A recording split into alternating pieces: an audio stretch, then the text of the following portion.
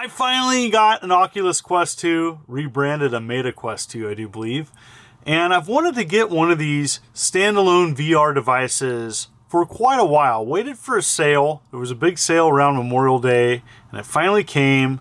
And I want to share my experience, my first time messing with this, with you.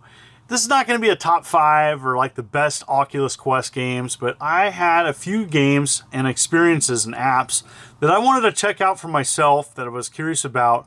So I purchased them and want to share these with you. And so sit back, relax. Here we go.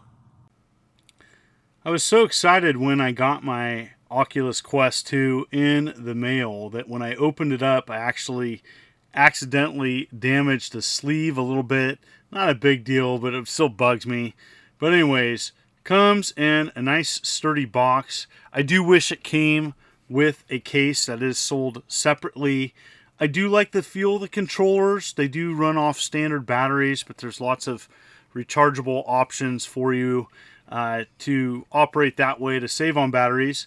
Headset has a nice feel. I do wish the straps on it were black, as that white is going to show all types of dirt.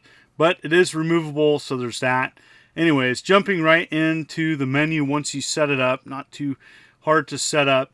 There's apps, entertainment, and games. And, you know, whatever you're into, arcade, racing, simulation. There even is some free options, and I check out one of them to show you. And there's some popular selections that you can choose from, you know, Beat Saber, Vader Immortal. You know, those are some of the more popular games, but man, I had a few that I definitely wanted to check out. And I'm super excited to share with you what I thought of them. I'm a huge Star Wars fan, so I was really excited on checking out Star Wars Pinball VR. I have the Switch version. And, you know, if I had more space, I'd probably consider getting the arcade one-up Star Wars Pinball. But, you know, this was kind of an affordable option at $24.99, and I heard great things about it.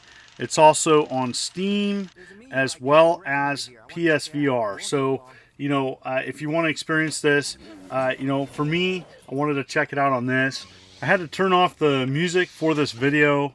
But, you know, you got your classic Star Wars music to go along with this. There's lots of neat things to unlock.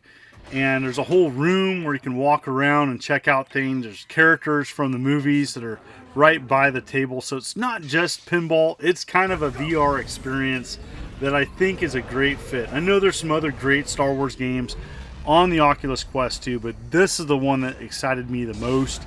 But I'm going to check out the other Star Wars games as well. But love that there's plenty of tables, and I think if you're a big Star Wars fan, this is a must. You know, it's nice to see there's a lot of Star Wars games on the Oculus Quest 2. So for me, my first experience and the first game to check out was definitely this. I got some credit from John Riggs, who's a big VR supporter. He sent me a referral code, and I'm going to share my referral code with you if you want to check out games. The link will be below, and you can get a $30 credit if it's your first time activating an Oculus Quest 2. We both get $30 credit, and I think it's a win-win. You know, I'm a big fan of the original arcade game 1942, and this is Wings 1941. And it kind of reminds me, if you like combine, you know, the theme of 1942 with, like, you know, Shooty Skies, which is a great kind of app on phone. But yeah, I like what they did here. I do believe there's a Shooty Skies VR. But yeah, so you have kind of like a miniature plane theme here. You can unlock different planes. There's 10 campaign levels. And yeah, it's kind of great. You're just kind of steering your plane around, and that other device there collects life coins. You can do upgrades and repairs and find all sorts of unlockables per stage. And I really enjoyed this one. You know, it was $12.99. Picked it up. Sure, why not?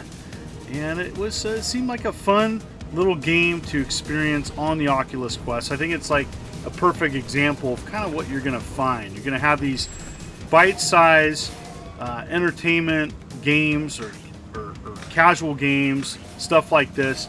This game in particular, I felt the levels were pretty long. So You know, it's more of an actual game experience. I kind of like that. And there was lots to look around and see, you know, in these kind of, you know, this like miniature scale down perspective that you have. I really did like what they did here. There's a ton to experience and several unlockables, as well as things that you have to discover in the level by looking around. That's definitely a strategy, especially in a game like this. Really enjoyed what I played, and I do recommend this. If you're a fan of Mech Warrior games or Mech Assault on Xbox, this is World of Mechs, and it's got campaign, it's got multiplayer, it's got different things that you can do in this, different customization, and I love being in a big robot blowing stuff up, and I really have liked what they've done here. It's not perfect, it's a $20 game, but definitely it's a newer game on the Oculus Quest 2, like the previous game I showed, a fairly recent addition, and I think this is a good direction for the Oculus Quest 2, showing these types of games as people, you know, maybe want to check it out but don't know how many more like real games, and this is one of them. But yeah, you go through a simple tutorial and then you go right into a campaign, and then there's bots and there's just lots of nifty things to blow up and check out. And for me, I feel that this gets the controls right in a mech style game, and one that I do recommend checking out. And you know, I enjoyed this so far. I didn't do a multiplayer match. I focused on campaign, but you know, I like these types of games. Who doesn't like getting in a really tall robot and blowing stuff up? And for me, you know, it had that feel of a classic PC game or Mech Assault on Xbox. A thumbs up. There are some free apps and games and experiences with some in-app purchases, and this is one of them, and this is Epic Roller Coasters. You can ride and simulate a roller coaster ride if you like that, or you can do something like this. And so there's these like shooting options that you can do while experiencing different roller coaster rides. Now I did there is a tutorial, and it kind of gauges if you get sick or not. I wasn't sick on that at all, but I have to say, as I continued to play this, I did get a little nauseous. And so I'm not the biggest roller coaster fan. I thought maybe this would be better, and for me personally, I did still get a little nauseous. Now I did enjoy what I played, but I stayed nauseous for like, I don't know, a good 20 minutes after I experienced this. So just cautionary side note that if you do get nauseous on roller coasters, you're probably going to get nauseous on this, or for some people you might still get sick while doing VR, as it's not for everybody. But I did enjoy it before I got a little nauseous, but after that I had to take a break and have not come back because of that. I know that there's a ton more offered on the Oculus Quest 2, and you may want to check it out, as there's lots of different games and apps that you can experience for yourself. Overall, it was a great experience. I think there's enough on the Oculus Quest 2, and you can sideload things, and there's many things and features that you can do with this. Is it perfect? No. If you're not a big VR fan, this is not going to probably change your mind, but I think that there's enough games and experiences to justify that $300 price point. Especially if you're more of a casual gamer, this is for you. If you're looking for something a little bit more serious, you may want to look elsewhere. But I do think, especially on sale, you know, I got it for around $200, and so I think that it would be a sweet spot price for this.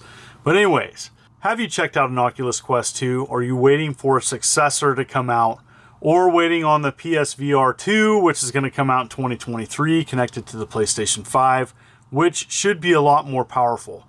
I did like that this is a standalone unit with no cables. I did like the controllers. The battery life on its own is just all right, but there are ways around that and accessories that you can get to extend that. Anyways, I want to thank everybody for coming to my channel. If you like what you see, consider hitting that like and subscribe button and clicking the bell as I'm uploading videos every week. You folks are wonderful and beautiful. Let's keep it positive. This is the Immortal John Hancock, and you have a good day.